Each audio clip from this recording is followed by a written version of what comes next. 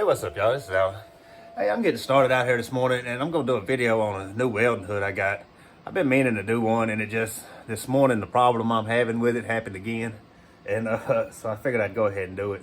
But anyway, it's an awesome hood. I love this hood. It's the Viking, Lincoln Electric. Man, you can see out of this hood. I'm not even playing. You can see really good through this hood. But the thing is, what I found out about it, I first found out when it froze so bad a couple weeks ago. This is the first hood I've had that takes AAA batteries. It is a solar system in there too, or solar thing in there, but it does take AAA batteries in it. And this is the first one I had that does that. It comes with some rechargeable ones. I took them out pretty quick and just went to using regular ones. But the batteries last a good while. You get quite a bit of welding before they burn out. But what I found out is that they do not like the cold. Every time, I mean, it's just over 30. I think it hit 32 last night, maybe 31. And it's already, as soon as you start welding, it just flashes back. And I mean, it blinds the crap out of you. But, I mean, other than that, it's an awesome hood. So what I've been doing, I got this little hand heater here. I just hang it up above that thing for a few minutes.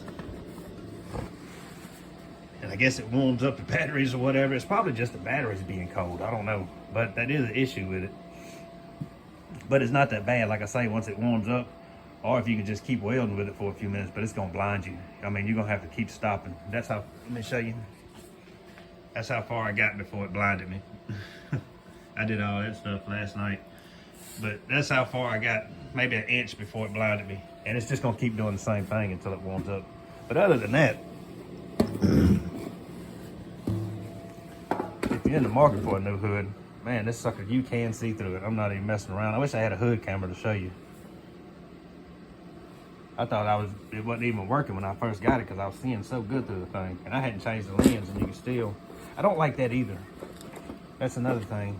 That outside lens, you have to take everything out from the inside to change it.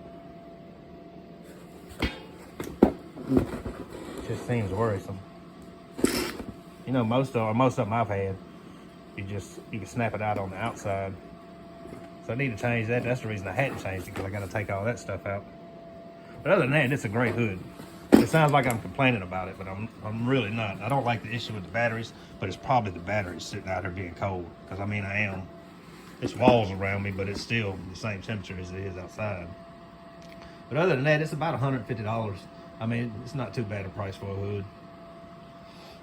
Some hoods run you $300-400, even more sometimes. I mean, some of them get really, really expensive, but they're good hoods.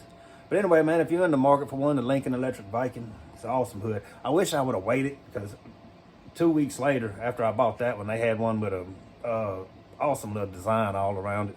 And I would rather have had that one. It was the same price than this one here. I'm gonna try to get some stickers and stuff to fill this one up.